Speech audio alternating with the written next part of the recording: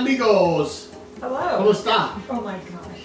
My name is Malinda Coletta. This is my crazy husband, Phil Griffin, and together we're professor chefs. So today's all about celebrating Cinco de Mayo. Yeah, Viva la Mexico. So we're going to be making chorizo quesadillas. Right, I take this out. Please, it's extremely heavy. Yeah. Thank you, Bob. Okay. She got it. Yes, I know. All right. So in this pan, I had already pre-started caramelizing some onions. Can we see that? Okay. Mm-hmm. All right. So those are nice and caramelized. It does take. It took about almost a good 8 or 9 minutes to get those nice and caramelized. Yep. So to that caramelized onion, I'm going to add some diced chorizo. So I believe we bought this in a sausage form and he diced it himself, but I think you can get it pre-diced or not putting the sausage intestine link. Yep, just put the whole thing in. And I think they're almost about the same price. You know me, if it was cheaper whole, I'm buying it. Right, we know that. So this is one of those meals that you call clean out the refrigerator or use what you have. So that's why we're going with the chorizo, and we had most of this stuff in the house. We have all of it actually. Yeah, we add a little bit more spice to the image here. I was thinking about adding the cheese, I'm going to add it to this. And we will help it all flavor. That's cumin. There's a little bit of coriander. So yesterday I said cumin and coriander are best friends. They're usually used together. The cumin is like nice smoky kind of. Don't go anywhere with those. I'm not. I still need them. Okay. And coriander is actually the seed of cilantro. All right. So now we're going to let this cook at a really low setting for now. We're going to make a salsa to go over the top of this. So what I did before we started filming is I took a red onion and I diced it. And what I did was I actually put a little bit of salt in here. And I put the salt in to help draw out the moisture and make almost like a marinade. I don't know if you can see it. It's barely visible, but you can see it. I didn't want a lot. So, and that'll help make it not as strong and dice it up nice and fine. To that we're going to add some cherry tomatoes. So I pre-sliced those. But you want to show them the trick? Yeah. You want to show them or you want me to show them?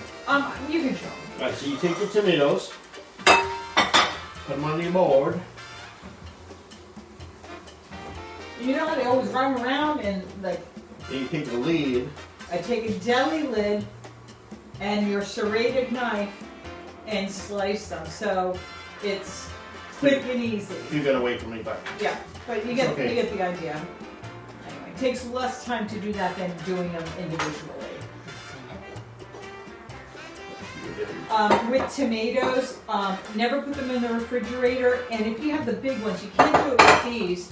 But you know the stem end where this little stem here is?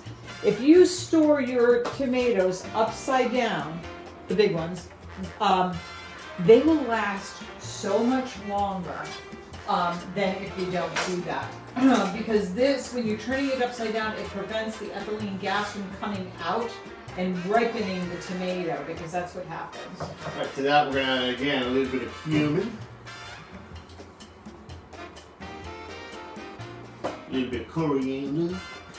We get all of our spices from Penzeys, better quality and less expensive than McCormick. Some cilantro. This is the paste cilantro. This is our emergency cilantro. You can buy it at Shaw's and Stop and Shop. It's in a tube, and this is good stuff. A little bit if of you sriracha. can't get the real thing. Oh, that's sriracha. No, sriracha. Hot a little sauce. bit of lime juice. And some olive oil. Olive oil? Olive oil. I'm just here to translate. Not Popeye.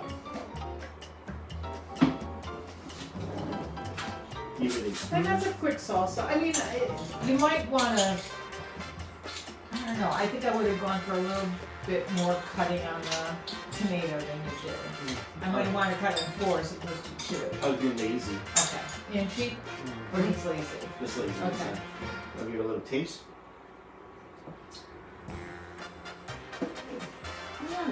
Not bad? Pretty good. Okay. Good to go. Good to go. Let's put this over to the side so people can. Alright, so now what are we gonna do? Now we're gonna make the quesadillas. So quesadillas, is a grilled cheese sandwich. Right. You want to put a little bit of oil on it? He just said it's a grilled cheese sandwich, and he's right. It's just, that tortilla, something inside it with cheese. Cheese. We're using cheddar cheese. This is what we have. Because that's what we have, but Monterey Jack or Pepper Jack would go excellent with anything Mexican. What's the other cheese? Queso fresco? Yeah. That would go good. Monterey Jack. I think I said that. Gouda. No, I don't know about Gouda.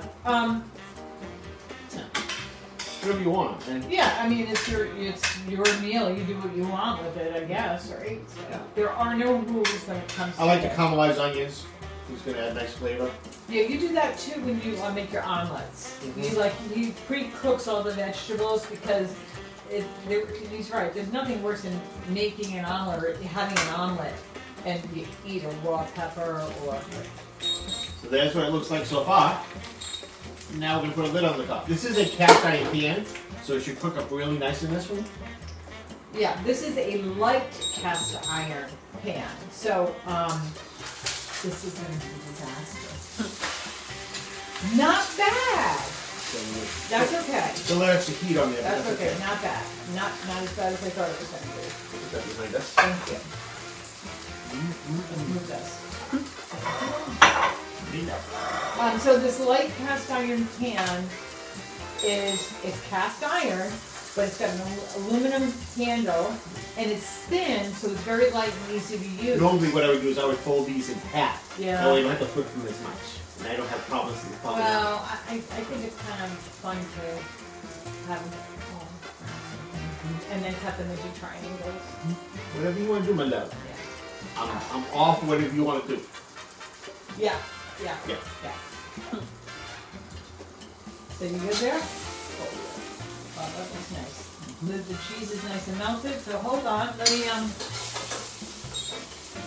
Let me get a knife so we can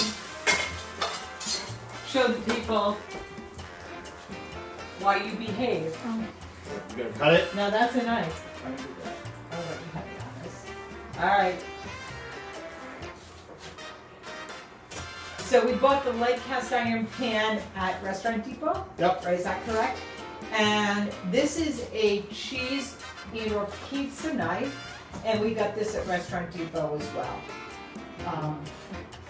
We do a lot of shopping there.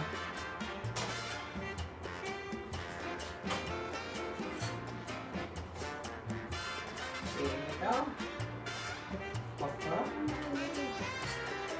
Okie dokie. And, gonna put some little extras, bits and bobs in. Yeah, let that go to waste. Oh, you're gonna eat it too? Put a little bit of salsa on the top.